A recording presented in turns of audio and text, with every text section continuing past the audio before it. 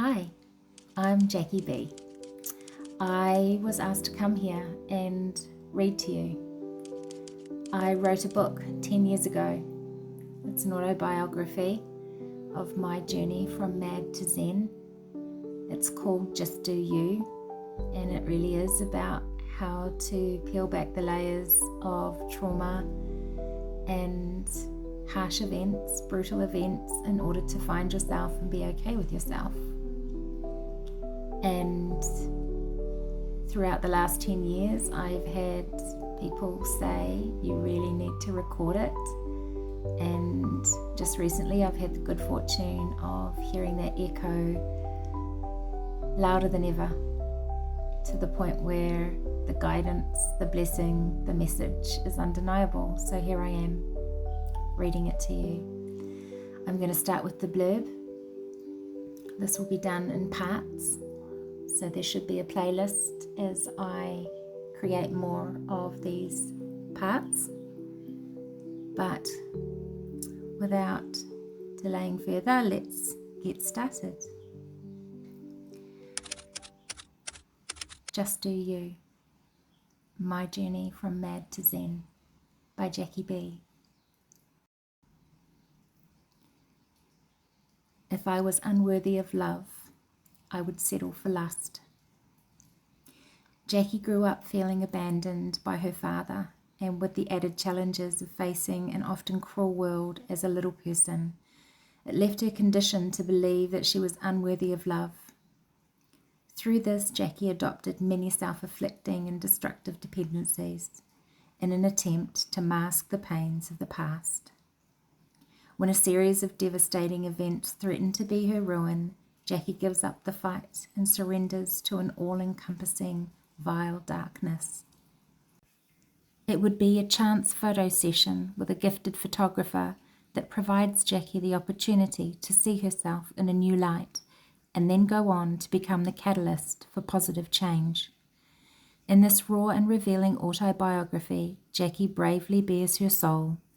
She offers her readers insight into a world of alienation, addiction, and self-destruction, only to set the scene for what becomes an awe-inspiring and motivating journey of healing and enlightenment.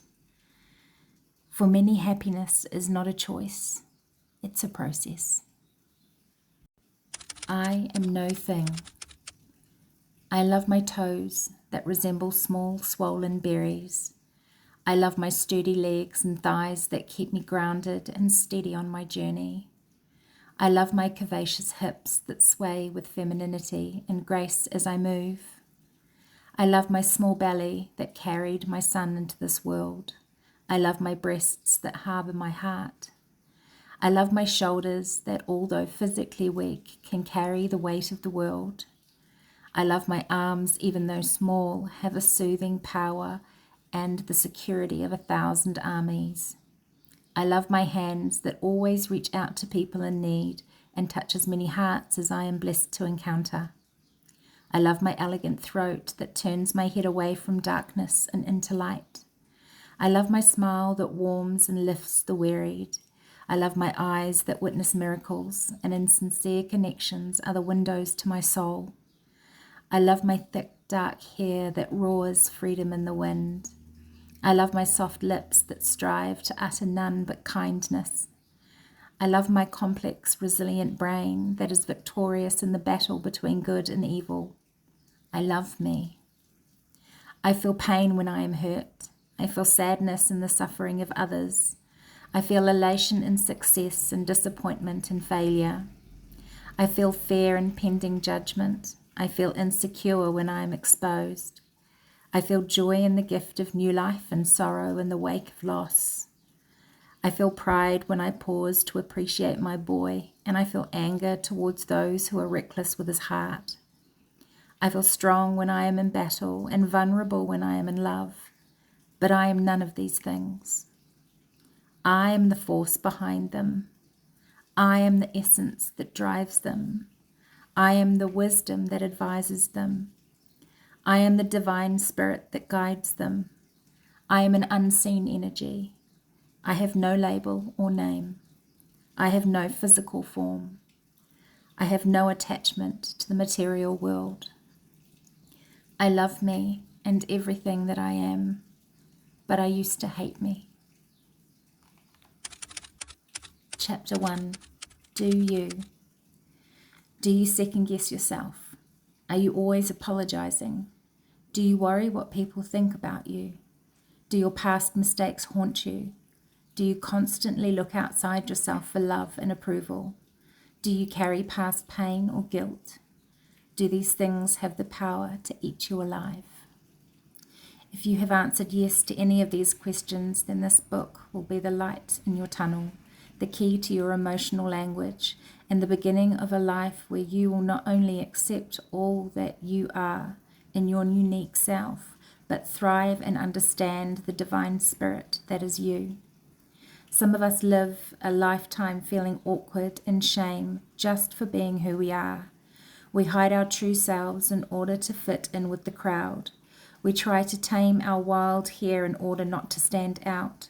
We plaster our faces with paint to hide our imperfections. We wear what everyone else is wearing to be like them. We meticulously follow the leader in an effort not to rock the boat. We sit silently within a community of people who don't get us because we've been told that that's where we need to be. We think what we are told to think, and we do what we are told to do because it is the truth according to our dictators. In adolescence, we do these things to survive, but somewhere along the line, our own unique thought patterns and ideas of life start speaking out to us and often go against the grain. We start to push back on the truth of others and wrestle with finding our own truth. Imagine as a child sitting in your classroom and your teacher is in the middle of a lesson about culture or religion, and they tell the class something that you don't agree with or know to be wrong. You have two choices. You can either raise your hand and question your teacher, or you can sit there silent in confusion and doubt, because history tells you it is wrong to challenge a dictator in fear of embarrassment. So we learn to suppress our independent thought. Times have changed a lot, and teaching has evolved considerably over the years. There is still much work to be done in certain areas, such as breeding respect and supporting diversity, teacher and student alike, but progress is being made. Aristotle once said, "To avoid criticism, say nothing, do nothing, be nothing." We all have our story, our journey, our experiences that have led us to each moment. Whether your tendency is self-doubt, feeling inferior, or shying away from living a brave life because of embarrassment, constant put-downs, or fear of failure, it can be extremely debilitating and distract us from reaching our potential in life. Suppressing our unique self is like a rosebud that never gets the chance to bloom. We don't get to experience all that sunlight has to offer, and as evolutionary beings, we miss out on opportunities to inspire others to do the same. Instead, the world around us continues to be the reflection of suppressed beauty that never gets the experience of its grandeur. Turning out our petals leaves us vulnerable to the elements. We get battered by storms, frosts, and scorching heat. All of these elements are there for a purpose. They are presented to us as evidence of our resilience and divine power, and also as inspiration to others that they too can weather their storms and shine as brightly. The more we support and encourage, the bigger and brighter our gardens grow. This is all very well to say, but we are not born coded with this knowledge. As I mentioned earlier, we are the result of our personal experiences from an infantile stage of our existence. After much soul-searching, ponderous thought and revelation, it became apparent that history had instilled in me a crippling sense of unworthiness, fear of being alone, guilt and self-doubt. I didn't know how to live with myself, let alone expect anyone else to. It was to be rock bottom, as it is for many, that would be the catalyst for personal change. Many years later, I still struggle with emotional pain, but it no longer has the power over me that it once had. I have acquired a sense of belief in myself that is stronger than any pain, and this came from surrendering to my whole self completely and unconditionally. My fear of being alone in this world was appeased in the realization that no matter what, I love me, I accept me, I am here every step of the way, and I will never leave me. For these statements to work, I needed to value myself. I needed to understand the essence of who I really was. In time, I would come to know myself as a powerful energy, a divine spirit, and the commanding force that drives my thoughts, actions, and reactions to my experiences. Understanding our power, appreciating who we are, being grateful for who we are and what we have in every moment breeds conviction and an impenetrable inner peace. Once we have started to experience these notions and they become second nature to us, we can begin again to pursue our goals and reach all potential that is within us while maintaining a strong sense of self and contentment. This is when the journey amalgamates with the destination, whatever you consider that to be, and makes possible joy, peace, and balance every step of the way. Although it is possible to express and simplify this understanding in a bunch of paragraphs, we can all appreciate moving from a state of despair to one of enlightenment can be far from simple. With life experiences, pressures, and past pains, the process can appear daunting and even at times elusive. This autobiography documents my journey from the beginning to date, so that what for some may seem out of reach and inconceivable becomes crystal clear and well within grasp. It is possible to live a life without angst, pain, dependency, and codependency. I know this because I now live it, and I am passionate about sharing my story to ease the burdens of my fellow sufferers. I want to make it very clear that I do not belong to any religious denomination, nor do I have a PhD or any other qualification for that matter. I have reached these conclusions through life experience, intense research, soul-searching, and extremely hard work. The greatest writers and poets are those who have seen more tragedy and despair than most, yet selflessly expose their scars in hope that they may lessen the pains of their fellow sufferers. Jacqui B.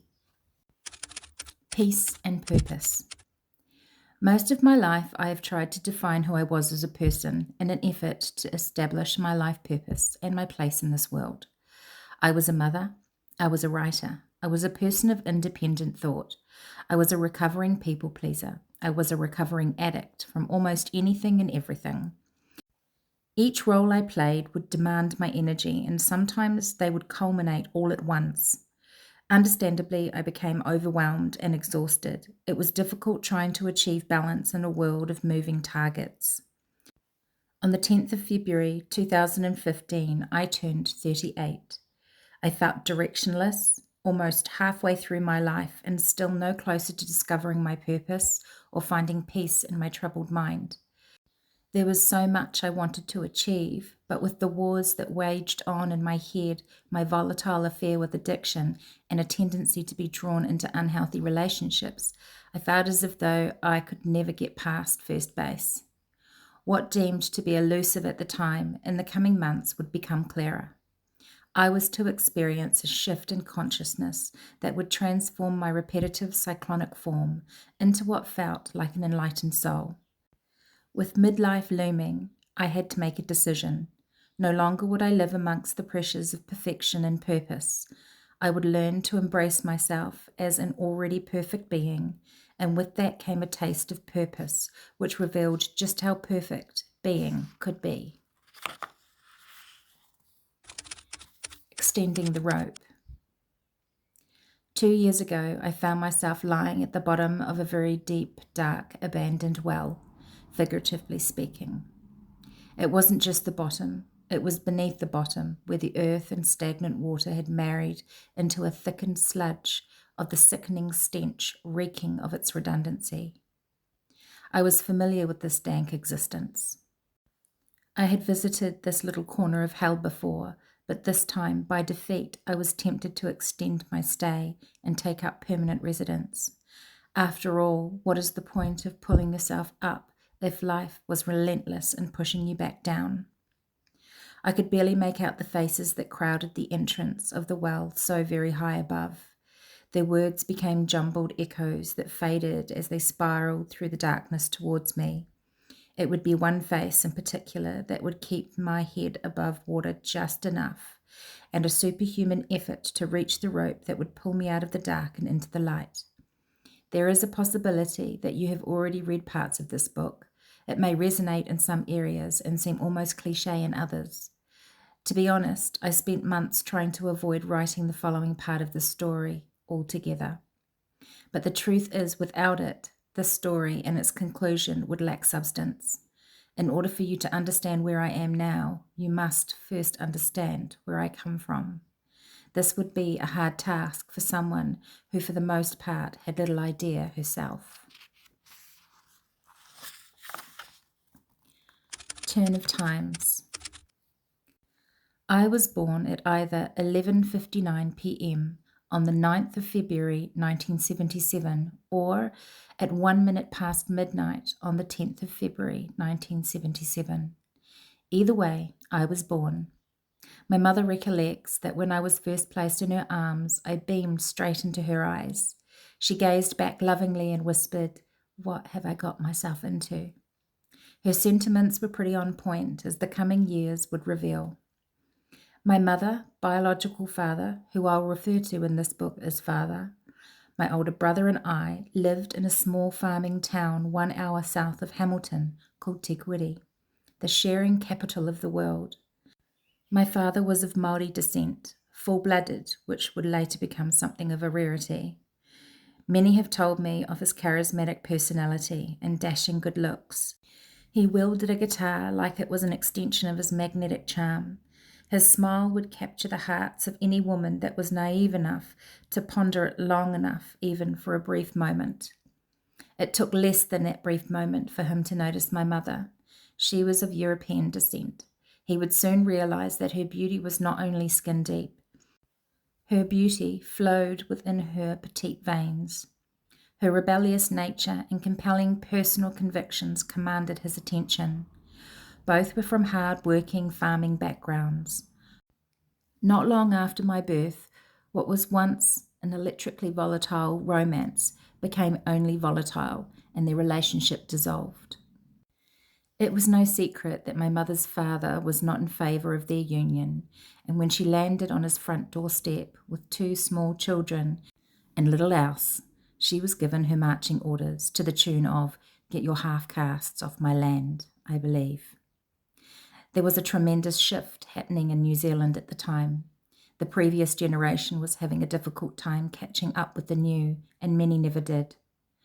History tells us that since even the earliest of days, every turn in time has left scars to bear.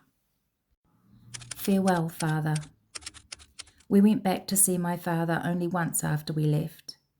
When it was time to send us home, he simply refused, stating that we would live with him now. I was told of tales of kidnapping, being passed out of a window and thrown into the back of an old beat-up Vauxhall in an escape. My brother remembers watching our grandparents chase the old blue bomb down a dirt road, calling and pleading for our return, but that would be the very last time we ever saw them. I have often wondered what it would have felt like for my parents that day, driving away from each other for the last time. Aside from the hurt, anger, and pain, they had once loved each other passionately, so much so that my mother had broken every rule in the book to run away with him. Now, at 38, I understand heartache well, perhaps a little too well. When I first started writing this book, I asked her what it was like breaking up with my father. She didn't have to say much, as it was written in her eyes as they searched the room, frantically hunting for memories. It didn't take long for her to track them down and become entranced in her feelings, her memories. Her eyes locked into the corner of the room. She placed her hand at the base of her throat as if poised to keep her heart from escaping. I felt even closer to my mum in that moment. A little part of us burned inside for the same man. It was a fire that burnt the same, but one fueled by different tales. I know my father's heart ached for me and my brother when we left. It had to have. Everyone that day had lost something. My grandparents were fighting for the grandchildren they had bonded with from birth and loved dearly. They were fighting for their son's children and knew what we meant to him. We were the children that saw their son transform from a boy to a man, and sadly, we weren't the first of his children to be taken away from him in this way. My uncle told me of a story of their breakup. Infidelity tore them apart in the end. He remembers my father coming home from work one Friday evening, declaring his master plan of reconciliation with my mother. He showered and dressed in his best, then set off to win back his lady, only to return home defeated. My mother's staunch conviction that once drew him to her was now what kept him from her. She was done. These days I like to consider the heat of their battle over my brother and me a fight for love. My brother and I must have truly been loved to have warranted such an act, but I have not always been so optimistic.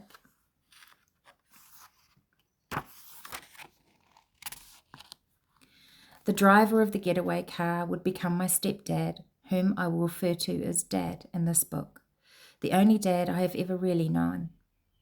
We moved to Auckland City, where there was plenty of work, my dad's family, and doctors. At the age of 4, I was diagnosed with pseudoachondroplasia. The doctor said, "Oh, she's a little person. She will lead a very normal life. Granted, it will be more challenging than others. But she will always have that beautiful face with that beautiful smile." And from that day, every time I smiled, I felt a little beautiful. Mum had always made it so that I wanted for nothing. She anticipated every one of my needs and made my adjustment into the world as graceful as she could. Shortly after that, 2 became 4, and that we were joined by my little brother and sister. I think my little brother was 5 when he grew taller than me, but that had no bearing on sibling hierarchy. Respectfully, I was his older sister, and adorably, he was my little brother. Soon everyone towered above me, and all was well. The deal was, if Jacqui needs something, get it for her, provided she asks nicely. She is not to treat us like slaves, and hell shall rain upon you should you use her position against her. The deal was set in stone and still stands today. Most children that are born with my condition are also born with severely bowed legs. Our knees and shins are connected and shaped differently.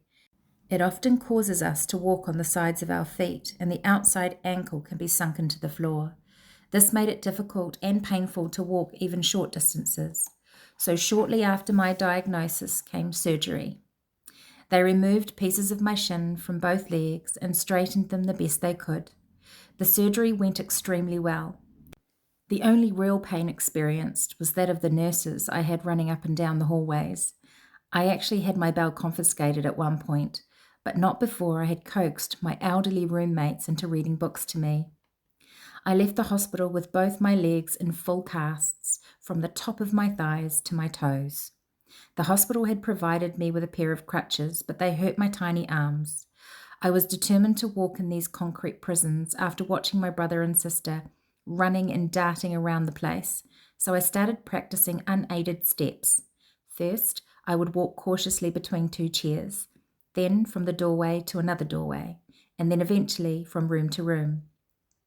It wasn't long before I was playing bull rush with the other neighbourhood children in the backyard, whilst manoeuvring myself around in plaster casts. When I first arrived home, Mum would have to wake in the night to attend to my cries for assistance in the bathroom. But in less than 2 weeks, she was being woken instead by the sound of me stomping at pace down the hallway to the toilet. We had to pay 2 extra visits to the hospital in order to have special shoes made so I wouldn't wear out the soles of my casts. After 6 weeks, they were removed, and I would have regular checkups that became 6-monthly and eventually yearly until they were no longer required. I have had the good fortune of meeting some wonderful doctors in my life. For some, I was a novelty or an opportunity to further their knowledge. They were always interested in my bits and pieces, often asking me to whip up my skirt or shirt and show them my battle scars.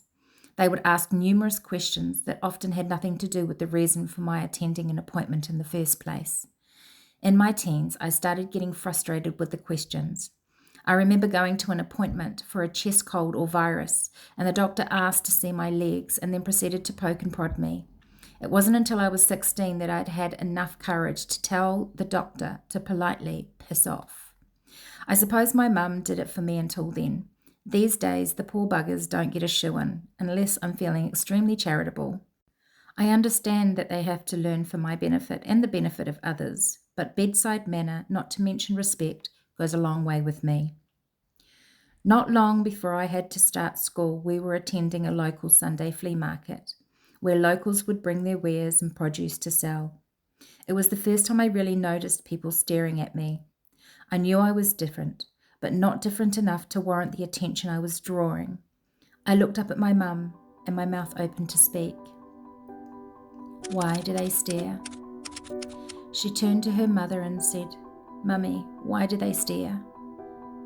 "Because you are beautiful," her mother replied.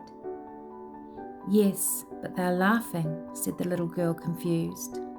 To which her mother replied, "My darling girl, that is because you have a beauty they have not had the opportunity to appreciate yet." Smiling with conviction, the little girl announced, "Then I will teach them."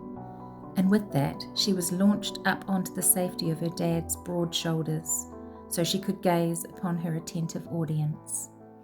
Jacqui B.